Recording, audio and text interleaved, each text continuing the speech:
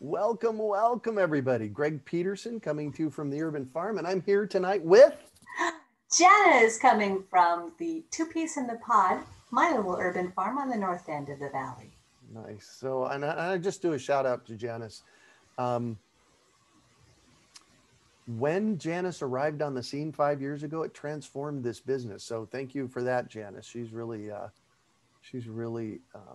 made it possible to do all that we're doing. So, Oh, thank you for giving me the opportunity. I am loving what we do. all right. Yeah. Okay, so maybe if I do this right, I share the screen, and then go here. And you guys should be. Let me know if you're seeing me. I guess Janice, you could tell me if you're seeing I see it right. palette, the PowerPoint. You know, it's funny, you've been doing presentations for a long time, but what we're doing is we're changing to the Zoom platform, and it's just kind of throwing us off a little bit. We haven't got our rhythm on it yet. That's okay. We'll figure it out. All righty. Okay, let's jump in. Extreme tree care. So the reason that we're talking extreme tree care is because we've got extreme heat in the valley. This past summer, we went over 153, I think, days over 110 degrees, which blew away the old record of 31 days. And half of our days this year have been over 100 degrees, which that'll change here soon because, you know, it's no longer over 100, thank gosh. Oh, thank goodness. But this is extreme tree care time. And one of the things I want you to notice as you're driving around town, look to see how many dead trees, mature 30-foot tall dead trees are out there. They are all over the place. So go ahead, Janice. I'm curious. I mean, you and I are definitely seeing this all over the valley, and I am confident that we're going to get positive responses from others that are here that are local to the valley. I'm wondering if they're seeing it elsewhere as well. Yeah. Yeah. Let me know in future classes if you're seeing it, but it is crazy. And I unfortunately don't think it's going to get better anytime soon. So we have to do everything that we can do to make sure that we're nurturing our trees as best as possible. And that's what we're talking about tonight, up to and including one of the magic bullets. So 3 years ago, we had a magic bullet, and that's what you put in the hole. This last year, we have a magic bullet. It's called foliar feeding. And we have some cool tools for you around foliar feeding and why to foliar feed. I was on with Tom Spellman. He is our representative from Dave Wilson Nursery. They grow 20 million fruit trees a year. All right, I should say 20 million trees. A bunch of them are fruit trees. And he said, Greg, this summer we lost, and they're in all the way up and down the coast in California. He said, Greg, I can't believe the amount of trees we're losing. So it is our job to make sure that we go extreme with our fruit trees if we want to make them survive and thrive. So that's what we're talking about tonight. Shall we jump in, Janice? I'm ready. Okie dokie. All right. So first thing you need to know is about getting your tree planted. So some of you picked up citrus this weekend. For those of you that didn't get citrus, there are a few left. Do we have, somebody wanted tango mandarins. Are we out of them, Janice? I'll check. All right. And if you can post those in the chat box if there's available. We do have some. Getting your trees planted. First of all, dig a square hole. I'm not going to go into why, just know that it's better for a square hole. So you want to, for the trees that you picked up this weekend, you want to do a hole that is 2 foot by 2 foot square and the depth of the pot. And that way the tree sits in the bottom of the hole. And we are suggesting, I've got new things this year that we're suggesting, putting a cup or two of organic fertilizer in the bottom of the hole. I think that's becoming really important. It will not burn the roots. That is a change from what we've suggested in the past. So you're going to dig a square hole. Can I say something? Go ahead. We are adding this, but we need to make very, very clear that we are only saying this for organic fertilizer. Yes, exactly. You only want to put organic fertilizer in the hole. And we do sell organic fertilizer. We have another pallet of it coming in this week. All right, so we talked about that. And do a perk test. I know this is not a square hole. This picture was taken before we went to square. So this is a round hole. Make your squares whole. Make your hole square. A perk test is a percolation test. This tells you how long it takes the water to drain out of the hole.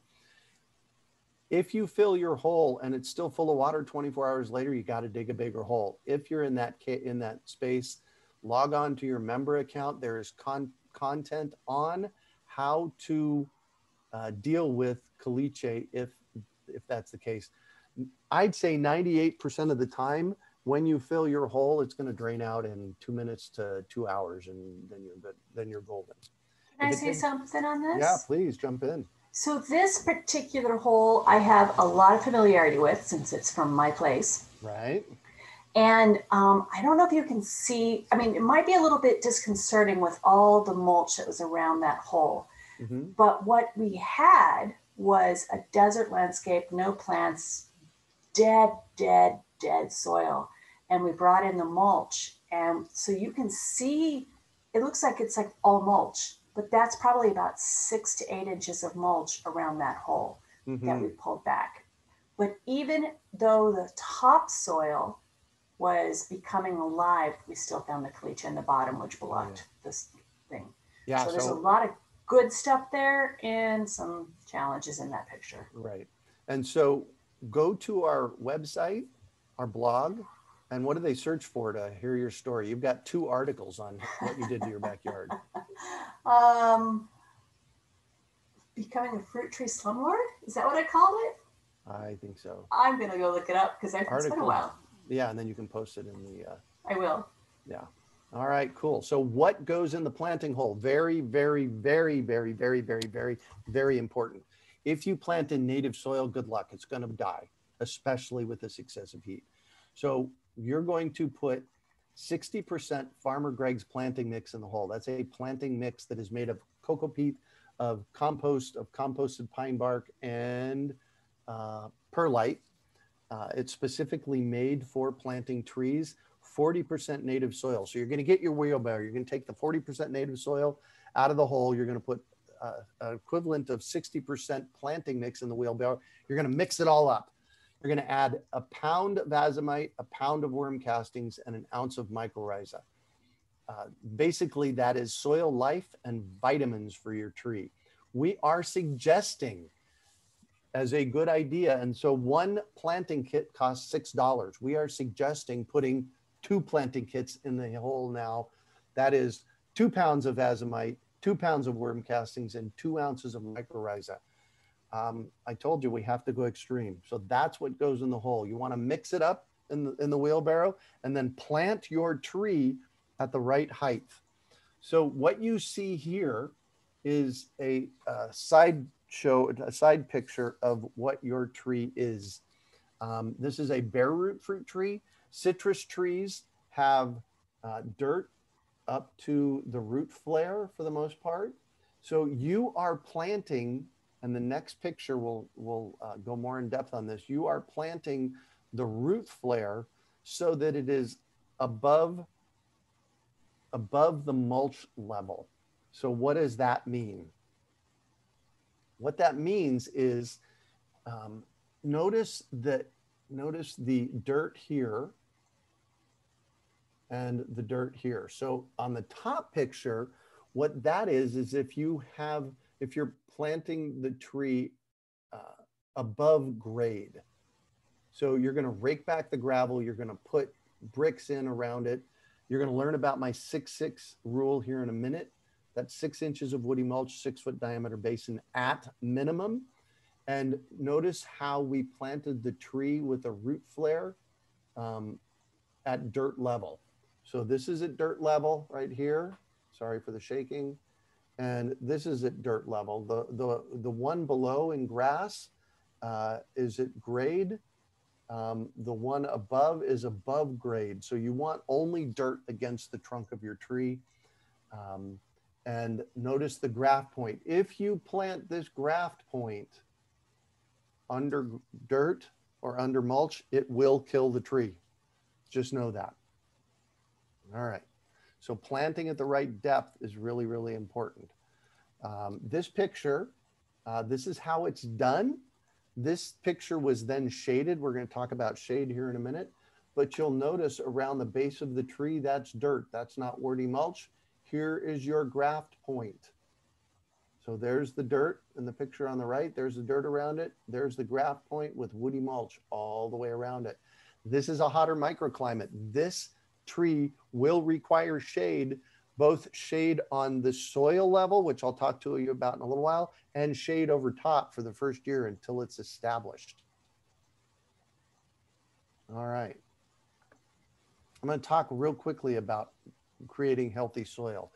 That is healthy soil. There's 5 components of healthy soil. I go into this in more depth in the what you need to know after you buy your fruit trees. So definitely take that class. I will get that uploaded to your membership area if you haven't already checked it out there. I think it might be there, but I'll make sure it's there. 5 components of healthy soil. Dirt. If that's all you have and that's all you plant in, good luck growing anything. Organic matter, water, airspace, and everything that's alive in the soil. The good news is that your solution for this is to add lots and lots of organic matter. That means adding organic matter in the hole. That's the 60% planting mix. That's the worm castings that go in the hole. That is organic matter. So you're adding at least 60% organic matter in the hole when you plant the tree. And then the woody mulch around the tree. This is what happens in the woody mulch. That is woody mulch in my hand there. And what you're after is the white stuff. If you have mushrooms growing in your yard, if you see this white fungusy looking stuff growing in your soil, you're good. That's what you're after. That is what we need to have. And the more, the better, because what you're trying to do is you're trying to grow your soil in your garden like a forest. That includes around the base of your trees. So grow your soil like a forest. That means, so I walked by one of my neighbors on my walk this morning and he was blowing his leaves and stuff away. Oh no. He's right. I said, dude, that's your mulch for next year. I wasn't trying to make him wrong. I think maybe he was a little offended, but like save that woody mulch, man. Save the leaves, save all that stuff.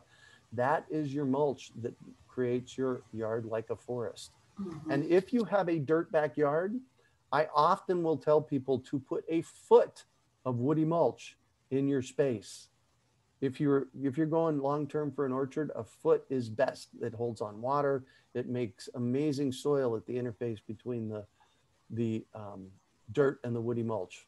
I am a complete believer in that. Yeah, right. Well, you put a foot of woody mulch in your backyard. I put up next to the house, it was about 6 inches, but back in the back it was 12 inches, and it was because that's where my trees were going. Mm-hmm. Love it. Excellent. All right, enough said about that. All right, here it is, my 6-6 rule. And this one happens to have shade over it. This is what that picture that I showed you earlier that I said needed shade. This is the kind of shade if you're up against a block wall. This tree was planted in January as a 4-foot tall stick. This is what did it, and this is what happened to it in 6 months. When it was planted right and shaded right, and you have your 6-6 rule. 6 inches of woody mulch, at least 6 foot diameter, at least. 8 inches is better, 8 foot is better. The more, the better of the woody mulch. We have to be building our soil. This is about, 8-9 feet. This was an epic success, except for one thing. The big tree on the right, that was the rootstock. And so we got that corrected. The little tree in the middle, that is a dwarf bonanza peach. And yeah, so we took off the rootstock, and that tree is thriving. That is, 4, 5, 6 inches of woody mulch in a 8-foot diameter basin. That is epic. All right, Here is the one in my front yard. So sometimes people, I have flood irrigation here, and sometimes people ask me about the woody mulch basin. You'll notice along here, this is my weed wall. That keeps the Bermuda grass out of our garden beds. And I did a weed wall all the way around this tree. Now, granted, it's not a 6-foot diameter basin. I went 4-foot diameter basin, but we are in a cooler microclimate, and I add 6 inches of woody mulch to that basin every year. In fact, I just took, these are cowpeas, which I'm going to talk about later. These are cowpeas, and I just folded all of the cowpeas into the basin. Cowpeas are nitrogen fixers, which means they're pulling nitrogen out of the air and out of the soil. So there's a nitrogen fix that comes with them, and as they break down, that's my mulch for next year. So this is planting in a lawn option. Wait. Yes. I'm going to have you say it again. You put 6 inches of woody mulch in every year. At least, yes. Every year you put mulch back in there. That's important. Some Every people year. don't think that's one time only. Nope, it is ongoing. Add 6 to 8 to 10 to 12 inches of woody mulch in your space ongoingly. Because when you have a forest, it doesn't stop dropping leaves. You need to continue. And I'll tell you what, that is an apricot tree you're looking at. That's Kismet, my pooch. And it has tripled in size in the past 2 years. And it's really important to do it for this one because the basin's not 6 feet. Right, exactly. Exactly. So, but if you have a hot microclimate like this one, come back here, like this one, if you have a hot microclimate like this, you have to shade it. You have to put in 6 feet, if not 8 or 10 feet, and 6 inches of woody mulch. Okay, so this is a good start. This one needed shades and lots more woody mulch. All the trees that were planted this weekend, they need shade. Yeah. Well, they need shade in March and April. You're okay not shading them now. So if you planted citrus trees this weekend, they're going to need shade this next summer for sure. All right, so I have a watering methodology, and I thought about shifting this watering lecture methodology, and we're going to have to do it, Janice. I talked to Tom Spellman again. He's from Dave Wilson Nursery the other day, and he said, Greg, with this amazing heat, we've got to pre-water. So I'm thinking we're probably going to change, and we're going to have to experiment with this 1 to 2 times a month in the winter, but we're probably going to have to go to weekly deep watering during the hottest part of the summer. Well, so considering our summers, June 15th to October 1st, we're probably going to have to go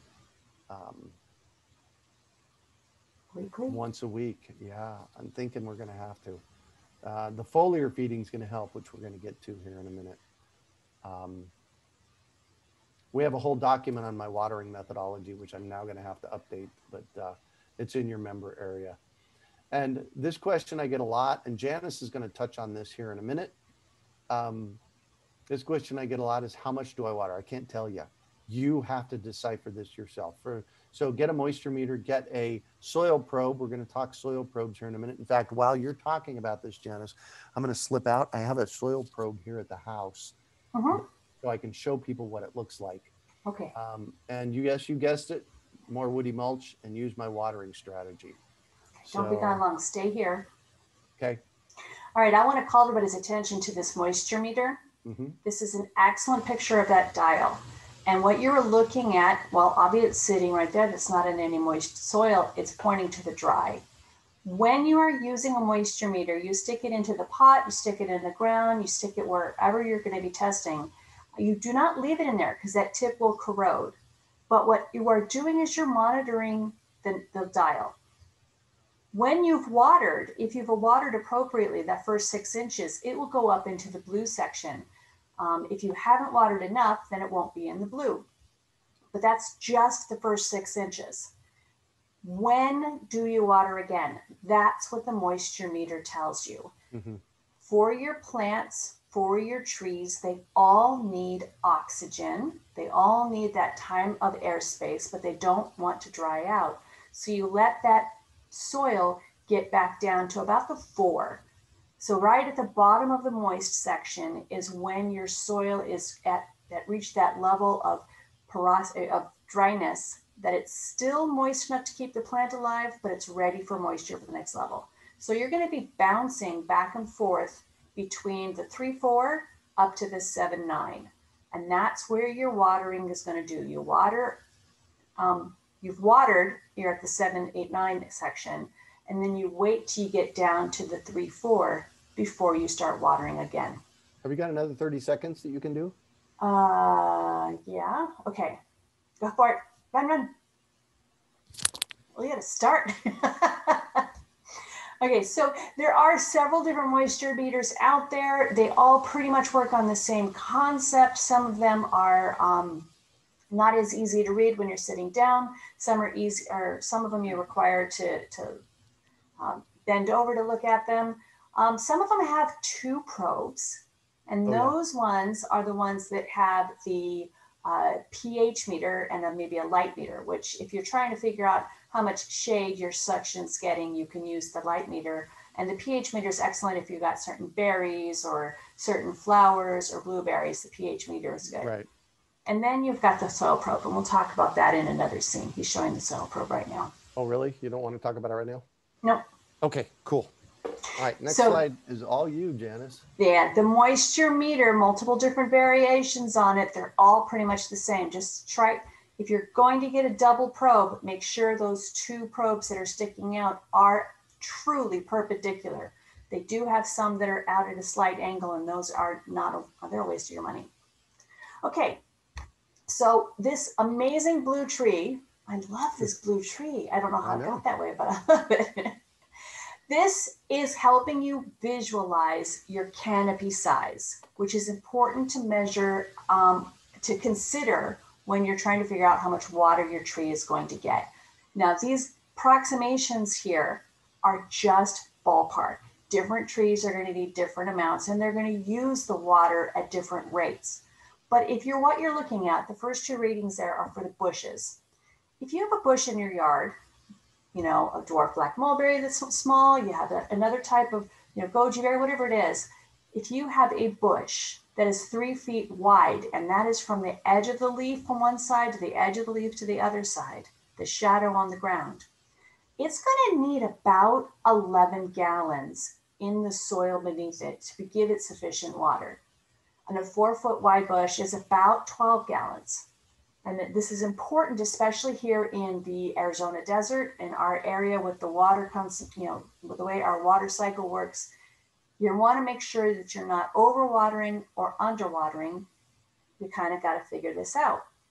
There's more to this story, so don't panic yet. Ready? Now, what? Oh, sorry. Go ahead. Oh, so if you have no, go back. Sorry, my bad. If you have a 4-foot wide tree canopy, or that edge right there is the drip line, then you're probably talking about 16 gallons. 5 foot is a 22 gallons. Now, these numbers are just starting points, but it kind of gives you an idea. If you are just walking out there with a 5-gallon bucket of water, you're not giving your tree enough. Okay. Hold on before we go. Cheryl wants to know, what about newly planted ones that are smaller than 3 feet wide? I'd say if you planted a tree, the basin's going to be 6 feet, and I would go with a 6-foot number. Janice? You're going to work your way up to that point. I don't think you need that right off the bat. I would say if you're going to start with a small one. Mm-hmm. From what I've learned from the classes that I've taken, you will be working up to that point. With the small trees, you're probably talking about 10, 15 gallons to start with. Okay. And eventually you're definitely going to be working up to that 6-foot basin within a year or 2. Okay, next one. Thank you for that question. All right, so there are multiple different ways of actually getting the water. You can throw a hose out there. Not so sure how you're going to measure how much you're doing, except you're doing visualizing it. We do have tools. You can have flood irrigation. There are a lot of people in the valley that have that benefit like Greg, and he has a lot of experience with working around the benefits and challenges of flood irrigation. He's a total proponent for it.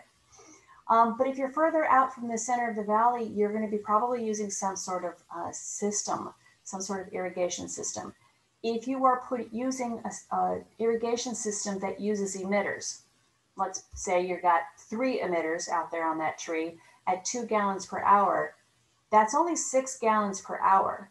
So if you have a 4-foot wide bush, then you need to allow that water to run for 2 hours. If you have a 6-foot wide tree, then you're going to need to let it run for 4.3 hours. So that's what this math starts working out. And that's just that one tree. Now, if you have a lot of trees on this same water line, and then you have some bushes or flowers on the same water line, you're going to overload those little ones with water if you're running it for 4.3 hours. What you got to do is figure out your math of your emitters and your time. But it's hard. It's challenging to do this for each individual tree. But if you want to make them survive, you've got to start thinking about it for the first time round, how to make that work, and make sure that you have the right items on the right line. We did have a question. Gallonage, how often? That's from Al. You got to figure it out. You got to use your tools. You got to use a soil probe. You got to use a moisture meter. You got to watch the tree. We can't tell you. And the reason we can't tell you is coming up 2 slides from now. So, well, actually, the gallonage, how often, that is your thing. That is once a time in the summer. I mean, once a time in the winter, twice a month in the winter. What we were saying in the summer was twice a month. Yeah, twice. We're going to have to go more often than that. Yeah. But that's just a guideline. It's not a rule. You got to figure it out yourself. Okay, so when you're figuring out this gallon of water, where it goes, you need to think about how deep the water is going. And that's more important than figuring out if you've given enough gallons per tree. Bushes and newly planted trees, they need that water to go down 2 feet. If you just planted that tree 12 inches deep, you need the water to be there 2 feet down so that the life in the soil, the moisture in the soil is creating that ecosystem so that the tree is going to want to grow into it. But overall, a regular sized fruit tree is going to need the water about 3 feet down into the soil eventually. So that picture there has a bush and it has a tree, and that's what you're looking at. That's how far down the roots tend to go. If you have some of the non-native mesquite trees in your yard, those roots don't go out as deep. They go out wide instead of down deep. Not sure why, that just happens to be a trick of it. But you'll notice after a big storm, which trees are getting shallow watering, because the storm might uproot those trees. And what you're looking at is only 1 to 2 feet depth of roots. And it's so sad to see that on the news. But after the news, when we have a nice big haboob come through and knock down stuff, and these trees are laying there, and then you're looking at, and you watch the next time we have that storm, you're going to see trees that are knocked over with barely a couple of feet of roots. Next slide. All right, now this is important. I'm seeing some questions coming up, but this is important to help address some of that. How do you check the water penetration? How do you know what's happening with your soil? Really depends on the type of soil that you have. So water flows through sand very quickly because the sand particles are really big. And that picture down in the bottom right shows sand versus clay. Greg actually enlarged the clay because it was so tiny originally. If you magnify a piece of sand in your magnifying glass and you magnify a piece of clay, the difference is astronomical almost, because that is just the nature of the 2 pieces of soil. But as water is flowing through clay, because they are so tiny, it goes through and it meanders and it gets bogged down and things kind of block it and it goes through a lot slower. That is going to make a difference when you water. Next slide.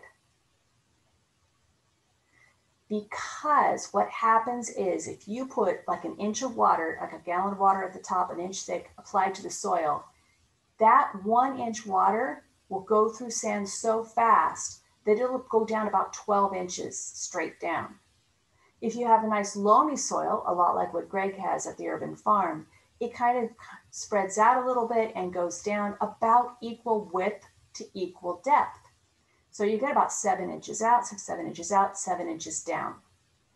I have clay. Well, I started off with clay. I have a lot of organic material in mine. But what happened was the water would take its time going down, and it would be going out and down slowly. And so what you end up getting is a nice like 12 inches wide path, but only like 5 inches down. That is important when you're watering. So if you are watering a tree that is in the loamy soil, then you're going to fill up your basin and you're going to allow it to sit there and it'll go down nice and heavy. So a nice 6-foot basin filled up appropriately with the right amount of water at the right amount of time will give you this result. If you have sand, that water is going to go straight down really fast. If you have sand, you absolutely have to make sure that the water is being poured or applied all the way out through the entire basin, and make sure that you hit those roots right by the drip line, because those roots by the drip line are the roots that are going to be the ones that are going to be thirstiest, drinking up the water, drinking up the nutrients, and that's where the health of your tree is going to be applied. And that's very important to make sure that's exactly where your fertilizers are going, out at the edge of the drip line, because in sand, it's going to go down, not out. If you have clay soil, what you're going to do is there's a trick. It requires the same amount of water, but it's what you have to do is you're going to do it less frequently. If that makes any sense, it'll hold the water longer. But the trick to actually watering in soil is like what I did in my yard is I set up my watering system. I'm going to apply that 26 to 32 gallons of water over 2 days. And that's my one watering period. So I allow the water to go in that picture, 5, 6, 10 inches. And then I wait. And the next morning, I will come back and I will put the second half of that water in, because it takes time to go down. And then I'll be able to put more on and I can hit the other part. So that's tricks to different types of soil. Next page. Want to talk about this yet? This is where I haven't actually, but that's okay. Oh, I actually went over my trips. I forgot about that.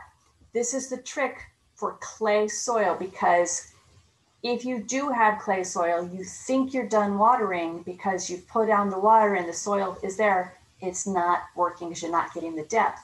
What Greg has in his hand is a 3-foot long metal pole. It's graduated about every foot with a little line to tell you, just to help you identify how far down you're putting it. And what happens is when you stick that on the ground that you have watered, like maybe the day after you watered or later that evening, and if you lean on it and push on it, it will go right through moist soil, as long as there's no rock or caliche. That will tell you how far down the moisture's gotten. And if you have clay soil, you can test this. Try putting it on the soil before you water, then water your soil and try putting it on try testing it a few hours later to see how down it goes. Water it a second time and then see how far down that goes. You can see it work. It's amazing to see that actually happen. So you're just going to have to work to see how much clay, how much sand you have in your soil to make it work. And really the bottom line here is you need to watch the tree, make sure you're not overwatering it, and use your tools. Yeah. Right. Use the toils. Use the tools, the toils. Use the toils in your tools. There you go. All right. Now we're going to talk fertilizing. And fertilizing is really, really important. This is the granular fertilizing. I have 3 slides for you on this. Generally speaking, every 2 months, Valentine's Day, Tax Day, Memorial Day, and Labor Day. That's the easy way to kind of remember it. We have, and I have a picture of this, we have a fertilizing schedule that is in your member account. Plus you can get a laminated copy from us. Basically what you're going to do is you're going to use 1 pound or 2.5 cups of organic bioflora or tank super mix per 1-inch diameter tree trunk. So here it is in math. This is a 4-inch diameter tree. This is the one that you saw in my front yard with Kismet sitting in the picture.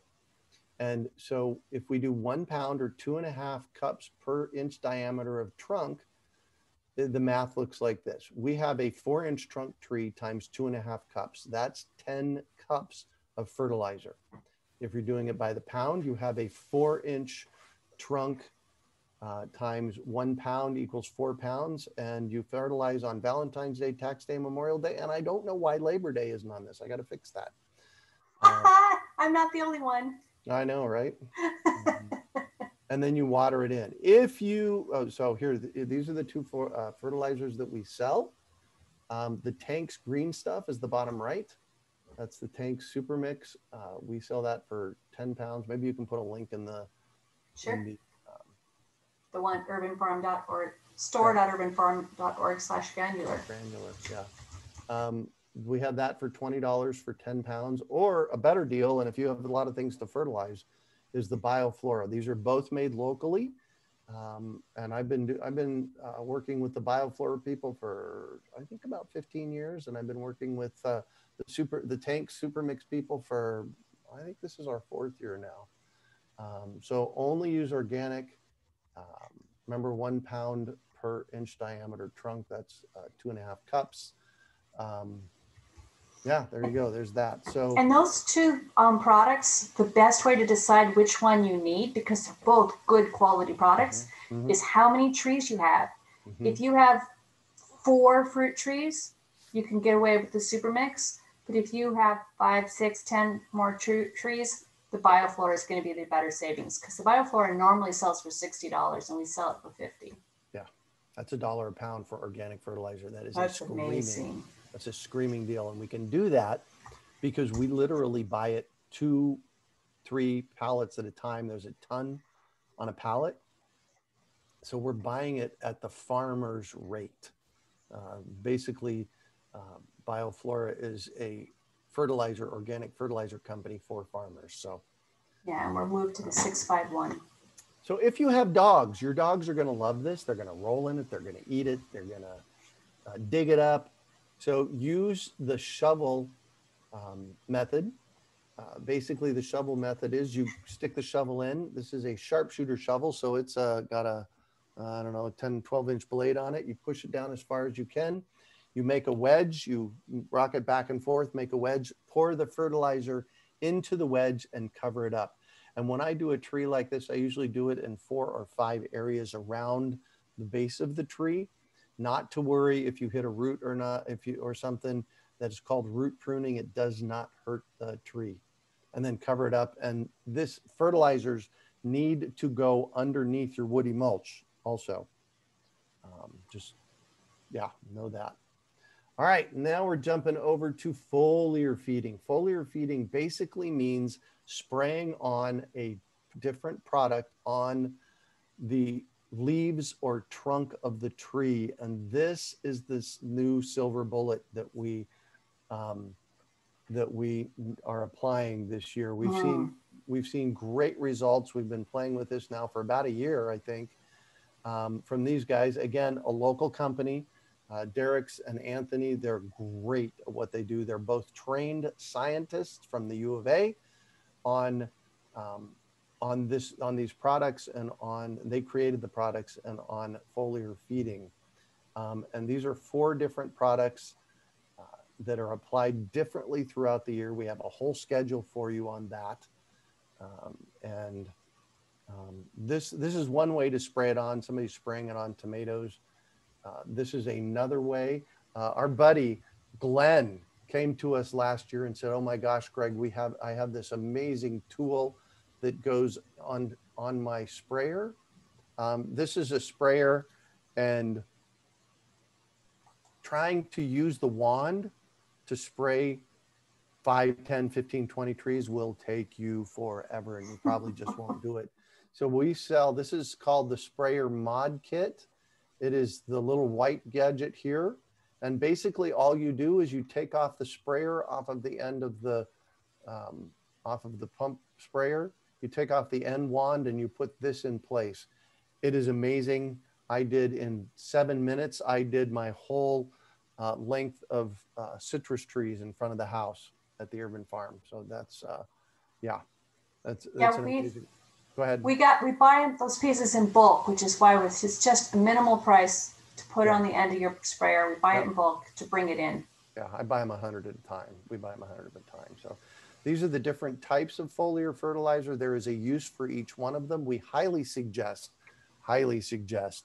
that you use all 4 of them per our schedule. If you buy the bundle, I think it's $115. Maybe you can drop the link in the chat box. It's $115. That may seem like a lot, but that includes Heart, the third one over, for free. So you buy Noble Gill's Soul and Essence, and we give you Heart for free. The thing is, these are all 32 ounces, and your dosage, a full dosage, is 1 ounce per gallon of water. So this is 32 times 4. My brain's not doing the math. That's how many doses it is.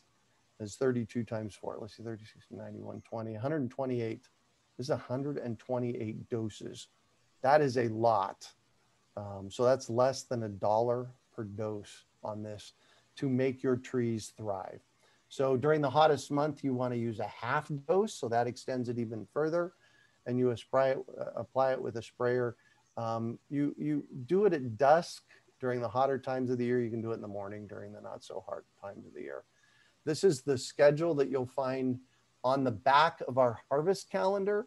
Also in your member area, we will put there'll be a PDF of it there that talks about winter applications, plus winter is December, January, February. So in February, you're going to hit, it talks about granular, what to do with granular. And I have to thank Janice. Janice created this, so thank you for that, Janice. So it talks foliar, and then there's drench. So foliar goes sprayed on the roots. Granular goes in the basin and under the tree and gets watered. A drench is drenching the roots. You want to do that, a root drench. And I'm really excited. I've started using this regularly here. I'm ready. And Zach from Arizona Worm Farm, by the way, that's where we get our worm castings from. He came to me recently. He dropped off some worm castings here at the house. And he said, oh my gosh, Greg, your yard looks so green. This was a month and a half ago when it was so dang hot here. So foliar feeding works. I got the same thing. My grapes are gorgeous. Yep. My trees look good, but I'm giving more love to my grapes. And I'm getting so many compliments on my grapevines. Yeah. And here's the thing about grapes. If you want to raise grapes in the desert, you have to foliar feed, and you have to include something called BT, Bacillus thuringiensis, in the dosage. That takes care of the skeletonizer bugs that show up. So know that. For greatest success, for any success with grapes, you have to foliar feed. Okay, let's talk cowpeas now. Oh my gosh. So here, interestingly enough, I'm processing cowpeas. This is a whole box of them. This is what a cowpea bean looks like.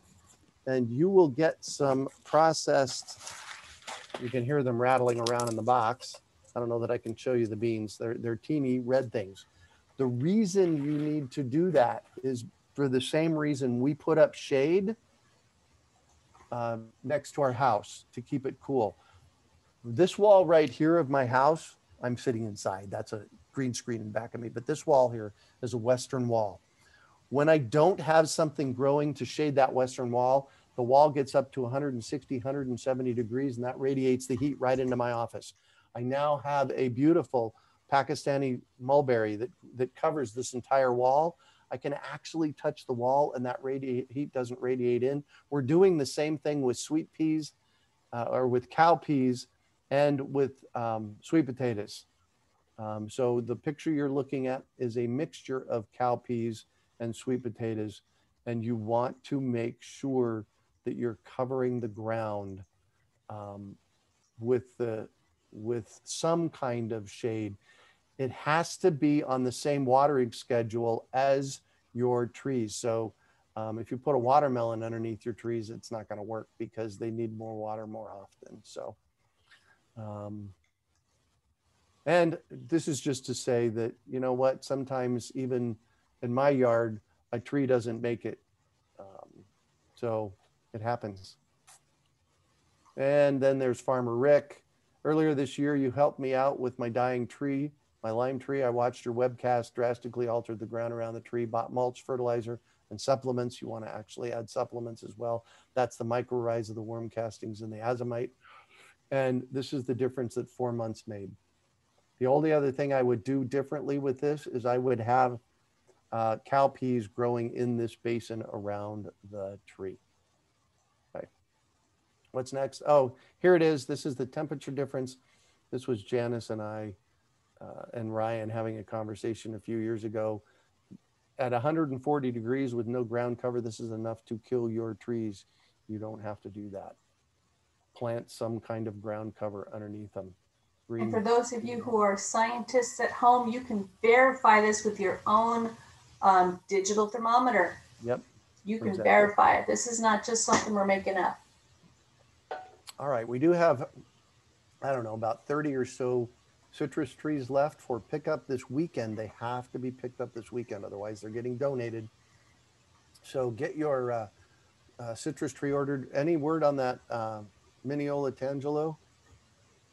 Oh, I put up the Tango Mandarin. Tango, right. It was a Tango Mandarin. Okay. Yeah, I put it up. All right, cool. So get your tree orders in. There's just a few left. Then we have our early bird bundles, which expire the first Saturday of November.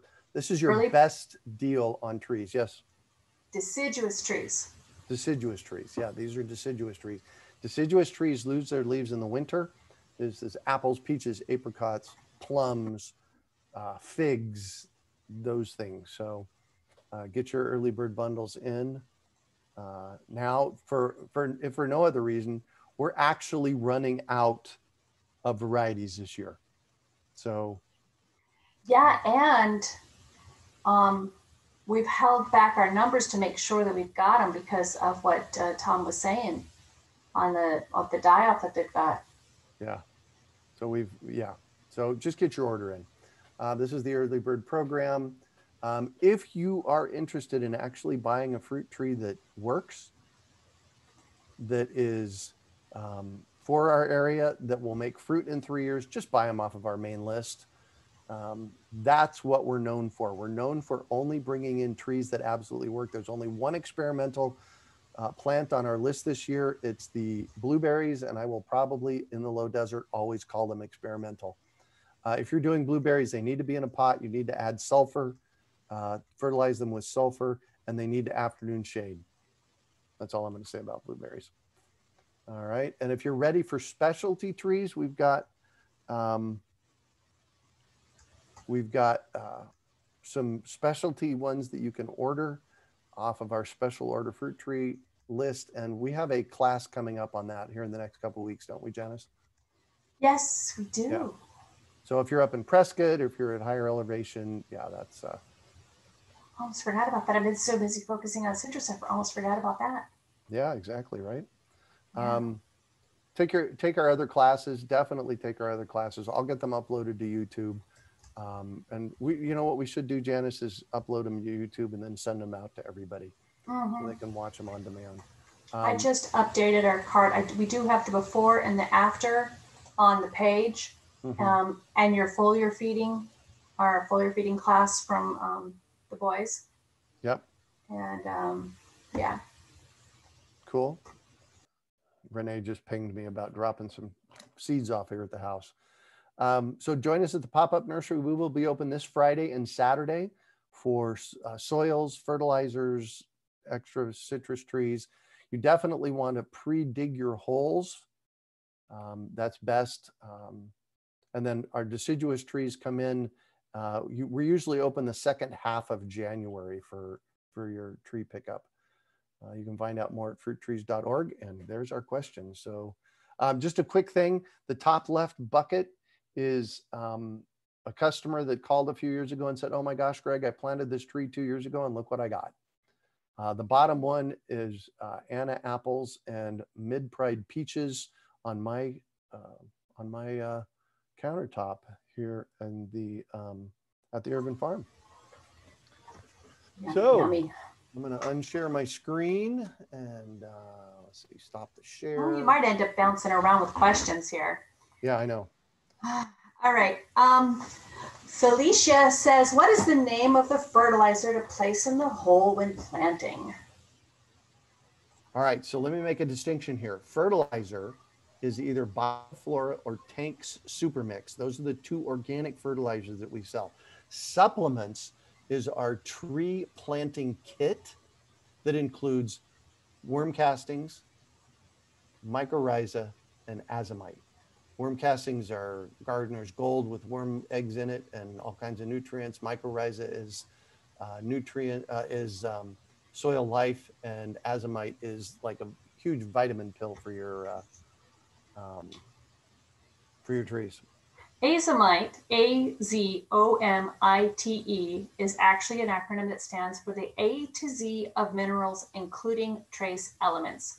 And basically what it is, it's the stuff that's normally in our soil, but it happens to be in a more granular, a more accessible form for our trees, that they are able to more readily pull it out and use it for the nutrition. So if you want a nice vitamin-packed, high mineral content food, our fruits and our vegetables do take up the minerals from the soil. They don't get it from the air. This is how you replenish the soil.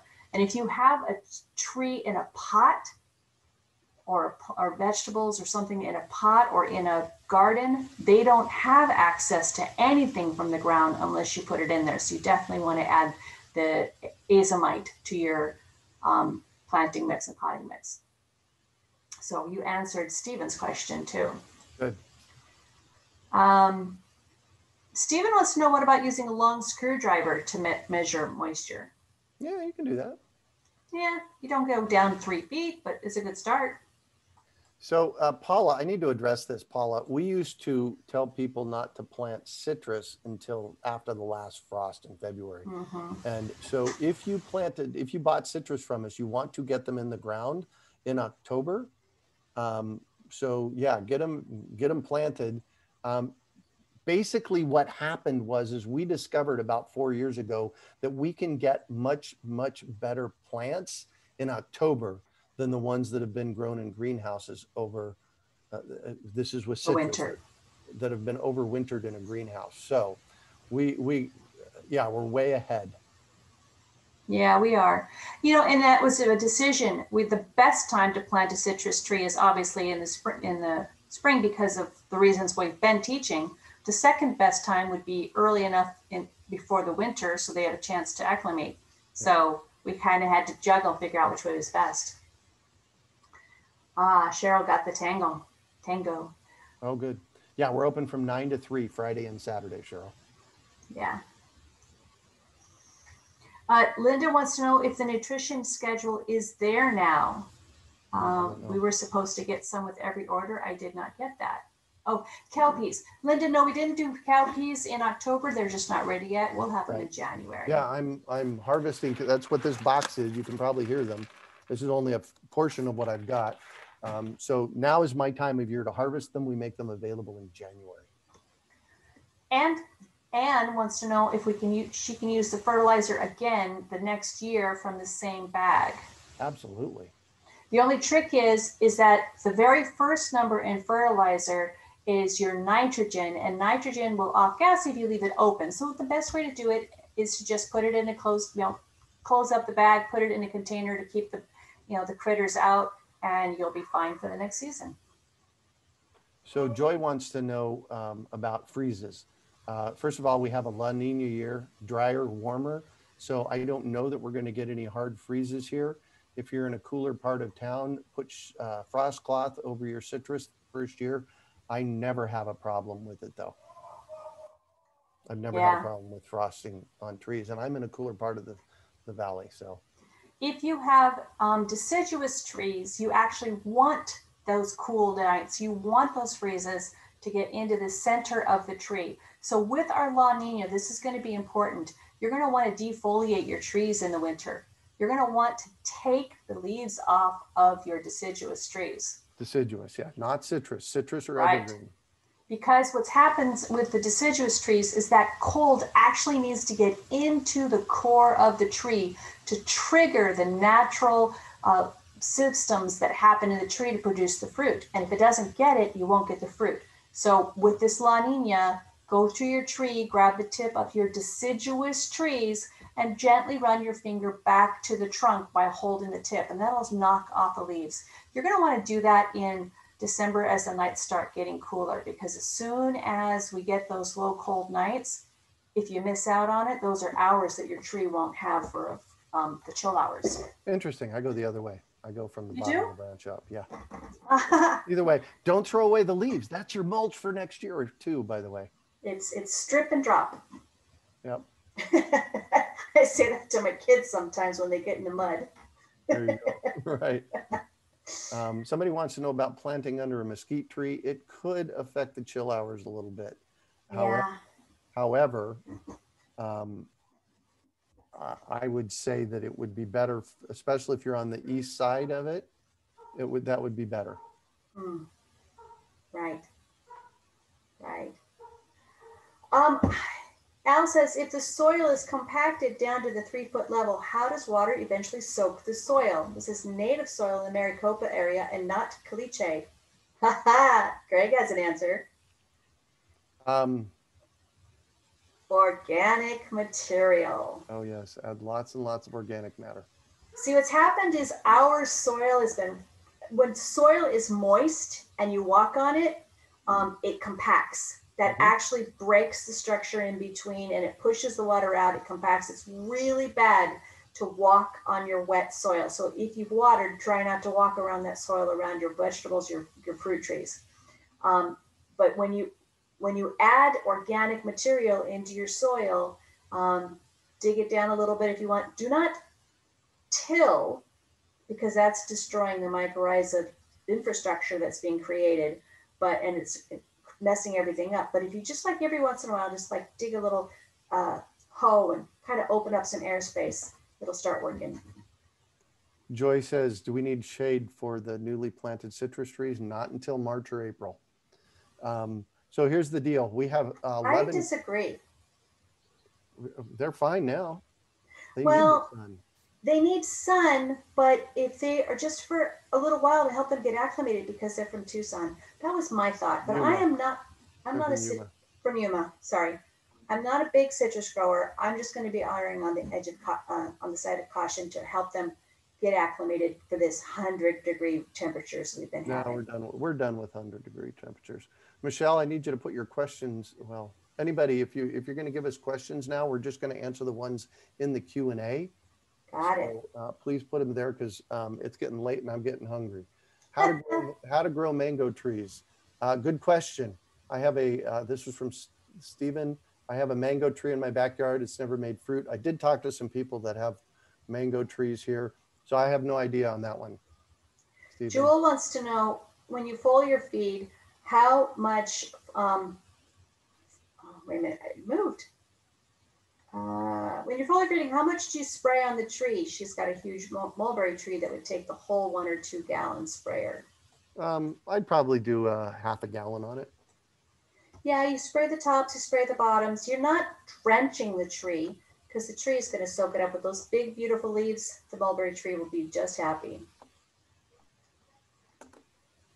Do we need to add sulfur to lower pH for all trees or only specific trees? Only the blueberries.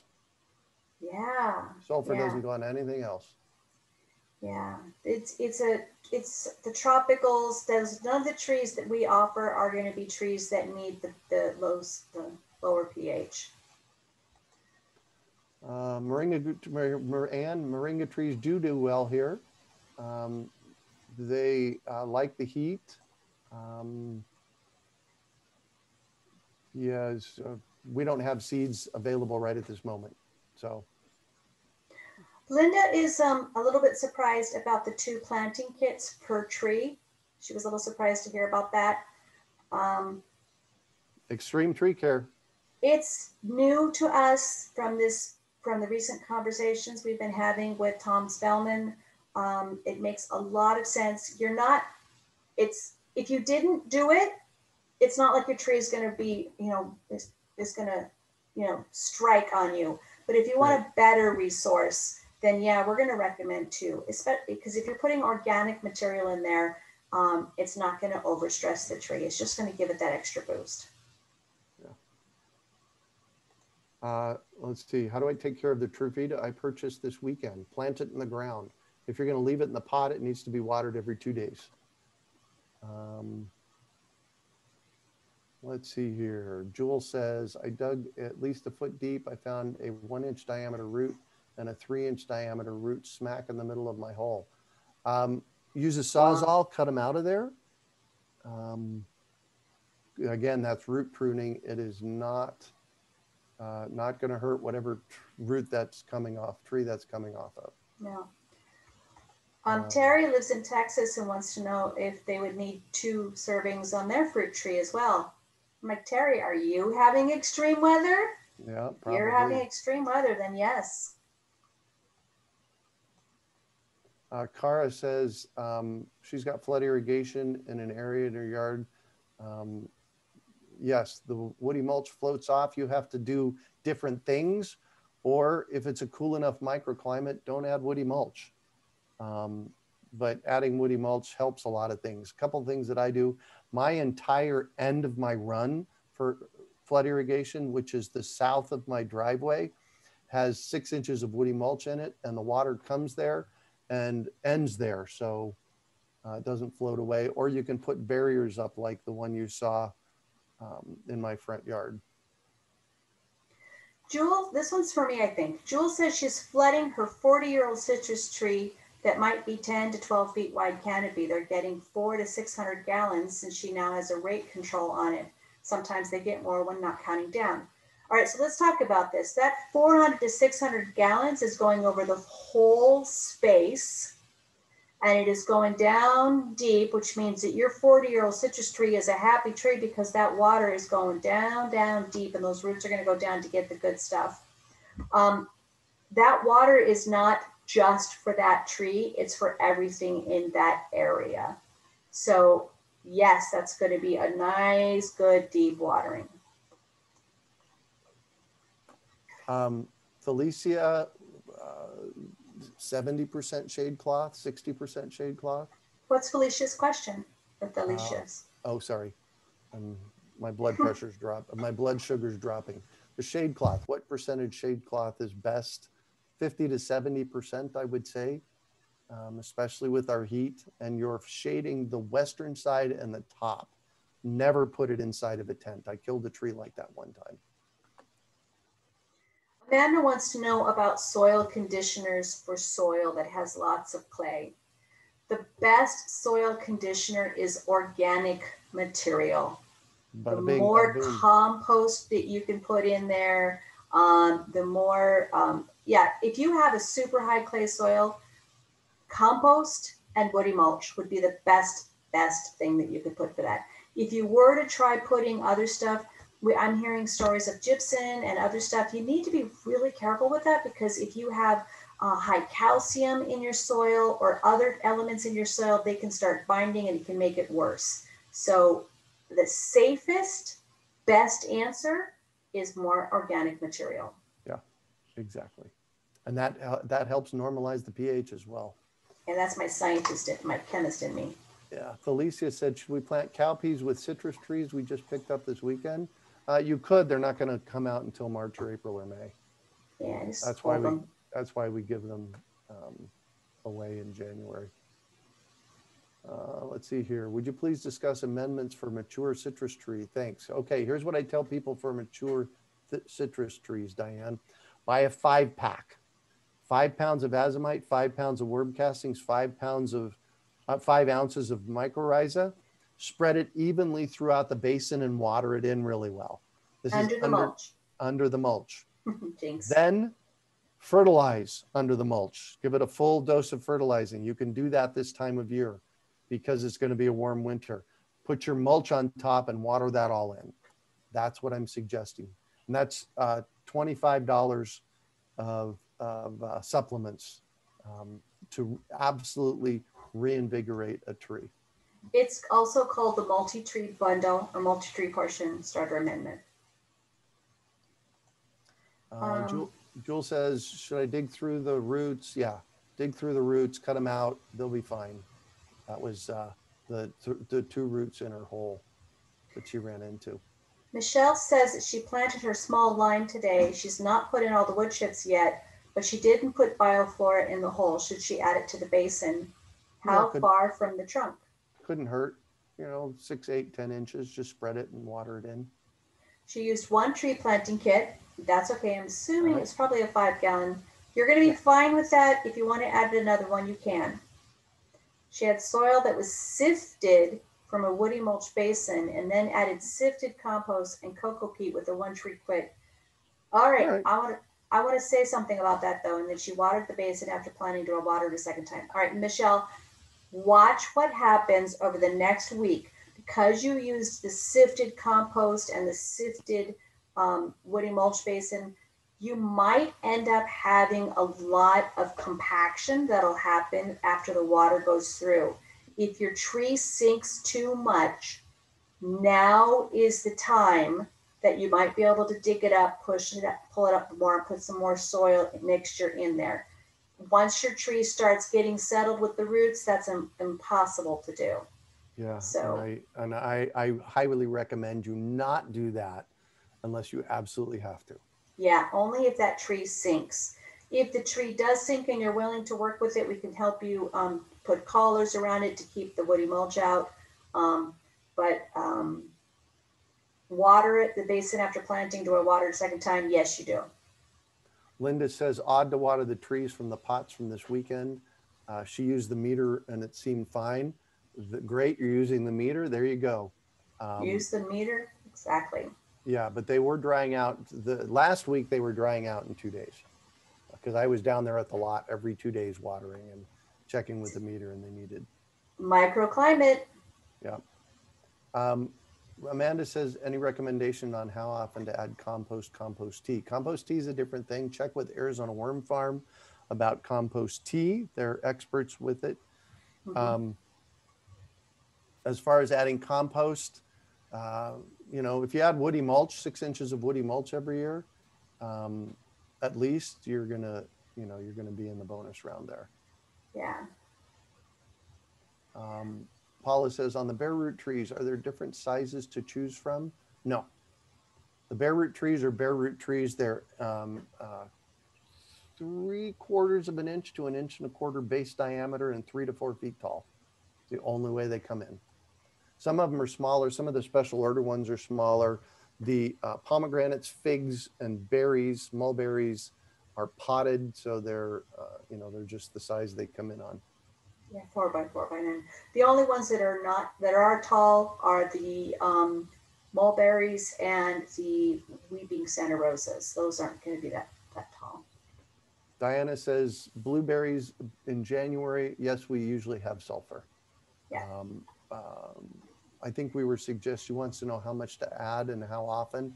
I think we were suggesting a cup a month. It's something you're going to have to experiment with. Yeah, you're going to want, if you're going to do blueberries, you're going to want to get one of those pH meters and monitor the soil and see how fast it goes through, because how big your plant is, what type of soil you have, how fast you're watering, that'll all change that. Yeah. Yes, you can eat the sweet potatoes. Go to the grocery store, buy organic sweet potatoes, cut them in half, plant them in planting mix in your basins at the end of February, and you will have plenty of them. Yes, Dale, the fig trees do lose their leaves in December and January. Let's see here. Cheryl says planted 6 trees in the same area, all the same way, water the same. One of the 2 figs is flooding and the rest aren't. How are you watering? Let's see. Because you know, it's a soil nature thing. Who knows? Sorry, but yeah, that's Cheryl, that's going to take a little bit of detective work. You can email me fruit trees without the S at urbanfarm.org. And, you know, maybe over a few days we can take some pictures. We can try and figure it out a little bit. But she's drip watering. I would say more than likely, maybe one of your drips isn't working. Yeah. Or one is working too much. Yeah. But you're going to have to decipher it. Yeah. Michelle found mottled leaves on her mandarin. What do? Foliar feed. Foliar feed, foliar feed, foliar feed, foliar feed, foliar feed. Michelle also says, I made a point of adding soil to the bottom of the hole so it was above the basin line. It's a different Michelle. Excellent. Excellent.